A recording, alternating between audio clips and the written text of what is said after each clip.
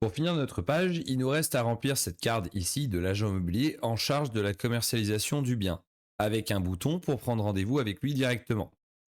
L'objectif ici, c'est d'afficher sa photo avec son nom et son poste au sein de l'entreprise avec un fameux bouton pour prendre rendez-vous juste en dessous. L'image sera disposée à gauche, les informations textuelles à droite. Donc on va avoir besoin de deux parties distinctes ici, mais on ne va pas avoir forcément besoin de grid ou de quick stack à ce niveau-là, étant donné qu'on n'a pas besoin de rentrer dans le détail de la taille, etc. On va juste ajouter un premier div, et en l'occurrence, on va faire plus vite, on va ajouter un élément flexbox horizontal. Donc hflex pour horizontal flex. À l'intérieur de celui-ci, on va mettre une image. Et sur la droite, une autre flexbox, cette fois-ci verticale, qui contiendra le nom de l'agent immobilier et son poste au sein de l'agence.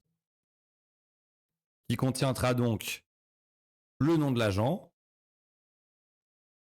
et son poste au sein de l'agence. On peut tout de suite rattacher ces éléments à l'agent en question. Donc ici, on retrouve notre collection item propriété pour laquelle on avait une relation simple avec un agent indiquant quel agent est en charge de ce bien au sein de l'agence. Et dans cet agent, on peut accéder à ses attributs de nom, de poste, date de créer, etc. Nous, en l'occurrence, ici, on veut son nom, donc Martine Housse. Et pour le text block, on va rattacher ça à son poste. Directrice d'agence. On va faire pareil pour l'image. Agent, photo de profil. Ok. On va commencer un petit peu à styliser tout ça. Commençons par l'image. On avait déjà une classe qui permettait de la voir en format rond dans les commentaires sur la page d'accueil, rappelez-vous. Donc on va réutiliser cette même classe. Comme ça, on a déjà le format, on a l'ombre. On va juste ajuster la taille pour que ça soit un petit peu plus grand. Donc on va rajouter une surclasse, Image Agent. Et on va voir dans un instant quelle taille en fonction du texte ici. On va ajouter une classe Agent Name. On va d'ores et déjà lui mettre un heading de niveau 3, étant donné que le niveau 2 est ici, pour cette thématique, cette partie. Donc là, on va partir sur un numéro 3. Et on va ajuster sa taille comme c'est un petit peu trop gros. En l'occurrence, on va redescendre à une vingtaine de pixels, certainement. Même moins, 16. On n'oublie pas de définir notre couleur habituelle et notre police. Donc ici, police de texte. Et on va rajuster un peu la hauteur. On a un peu trop d'espace en haut et en bas. Disons 22, voire 20. Voilà. Pour le poste, on va donc créer une classe Agent Position pour poste en anglais. Notre police habituelle. La taille, on va laisser comme ça. Et la couleur Dark Gray. Pour la photo, à vrai dire, c'est pas trop mal, mais pour optimiser un peu plus l'espace de la carte, on va certainement l'augmenter un petit peu. Essayons une dizaine de pixels en plus. Ok. Et maintenant, on va vouloir centrer un peu tout ça par rapport à la photo, laisser un espace. Donc, on va venir sur la flexbox générale, celle-ci. Et on va dire qu'on veut tout vers la gauche centré. Alors, en revanche, ici, on a un espace assez important. Ça doit venir de Martine Housse. Oui, on voit qu'on a la marge par défaut ici de 20 qui nous empêche d'avoir ce centrage avec l'image. Donc, on va réduire ça à 0 ici et réduire ici à 5. L'espace est peut-être un peu trop important avec le poste. Voilà, c'est pas trop mal. Et maintenant, on va prendre l'élément parent pour lui donner une marge sur la gauche pour espacer de l'image. On commence par lui donner une classe, Agent Details par exemple. Et on va mettre donc une marge sur la gauche d'une quinzaine de pixels. Parfait. On va juste finir par renommer cette classe ici automatique FlexBlock 2. On va lui donner un nom un peu plus compréhensible, à savoir Agent Block par exemple. Ok. Maintenant, il ne nous reste plus qu'à ajouter un bouton ici pour prendre rendez-vous. Jusqu'à maintenant, on a créé des boutons un peu nous-mêmes, ici et ici. Mais il faut savoir que Webflow permet aussi d'avoir un élément bouton pré-créé. Donc si je ne l'ai pas utilisé jusqu'à maintenant, c'est qu'il a déjà un format de base sur lequel il faut réécrire pour le personnaliser. Maintenant qu'on est suffisamment à l'aise avec la création d'un bouton en partant de 0, on va se permettre d'utiliser la version déjà prête et ajuster son style. On va prendre ce bouton qu'on va venir glisser juste après. On veille bien à l'avoir à l'intérieur de la carte, mais en dehors de l'agent block. Très bien. Et on va lui donner une classe button booking pour réservation ou prendre un rendez-vous.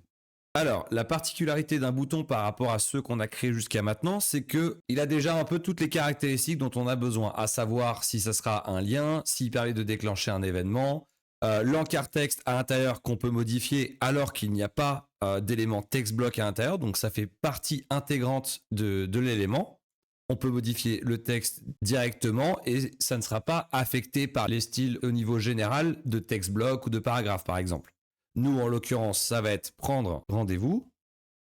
Et on peut quand même glisser des choses à l'intérieur. Dans notre cas de figure, on va ajouter une icône de calendrier pour que ça soit plus parlant sur l'objectif de ce bouton. On va prendre donc notre icône. On tape calendar pour calendrier en anglais. Et on va prendre celui-ci par exemple. Super, donc il a été glissé directement à l'intérieur. On va lui ajouter une classe pour lui régler sa taille notamment. Icône calendar. On va lui mettre la taille qu'on met habituellement, 15-16 pixels. Super.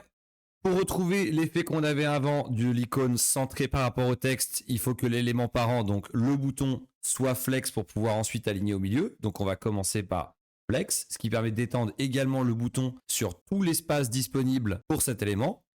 On va tout centrer vers le milieu. Mais par contre, on aimerait bien que l'icône soit juste avant, comme on a fait ici et comme on avait vu également sur la page d'accueil avec le bouton prendre rendez-vous. Donc si vous vous rappelez bien, on a vu ça il n'y a pas trop longtemps. Il faut aller sur l'élément en question. Et après ici, on a ce menu déroulant Alignment and Order. Et on va pouvoir sélectionner si on veut que cet élément soit spécifiquement le premier ou le dernier des éléments dans la flexbox qu'il contient, donc le bouton. Nous, on veut que ça soit le premier. Et on va ajouter un petit peu d'espace sur la droite. Disons 10 pixels. Et maintenant, on va styliser un petit peu plus ce bouton qui, dans sa forme basique, est bleu. Donc, manquant de cohérence avec notre charte graphique de dark gray ou dark yellow ou de blanc un peu cassé comme dans les arrière-plans. On retourne donc sur le bouton et on commence avec les paramètres habituels. Notre texte, inter. On va augmenter le niveau de gras. On va passer à 700. La police, c'est très bien, on va rester à 14. La hauteur de ligne, pareil. Juste notre couleur, par contre, on veut que ça soit blanc. On voit que ça l'est déjà par défaut, mais on va forcer la chose pour être sûr que le paramètre soit pris en compte systématiquement. Très bien. Après, comme c'est un élément bouton, on n'a pas besoin de jouer sur le décor comme on faisait avant quand on ajoutait un élément text link. Donc très bien. Et après, le background, on va sélectionner notre couleur dark yellow. Un border radius, une dizaine, quinzaine de pixels comme on fait d'habitude pour retrouver un peu le style global de notre site internet. Disons 10 pour pas que ça soit trop marqué non plus. Et après, on va espacer tout ça de notre agent block ici. Et en l'occurrence, on va mettre la marge sur le agent block. On va partir sur 30 pixels. Pour finir, on va ajouter peut-être un peu plus de padding en haut et en bas du bouton pour le rendre un peu plus large. Pour l'instant, on a un padding de 9. On va monter ça, disons, à 15. On va revenir sur la marge du agent block et on va essayer de reproduire la même qu'ici pour que ça soit parfaitement symétrique, on va dire. Donc là, le title section, il avait une marge de 20. On ne va pas la modifier directement ici, sinon ça va affecter le style de l'élément qui bénéficie de la même classe sur la page d'accueil. Donc on va retourner sur notre agent block et ajouter 10 ici, afin de retrouver le même espace. Donc là, on voit que ça n'a pas changé grand-chose. Il va falloir mettre l'élément parent en flex pour pouvoir en bénéficier. Donc flex vertical. Et maintenant, on a donc le même espace en haut et en bas. Voyons ce que ça donne en mode preview. Ok, très bien. Un petit détail supplémentaire pour avoir un rendu encore plus professionnel, on pourrait faire en sorte que cet élément glisse automatiquement vers le bas lorsqu'on scrolle. C'est-à-dire que l'utilisateur va venir consulter la suite de la page, mais aurait toujours cet appel à l'action qui le suivrait au fur et à mesure de son scroll.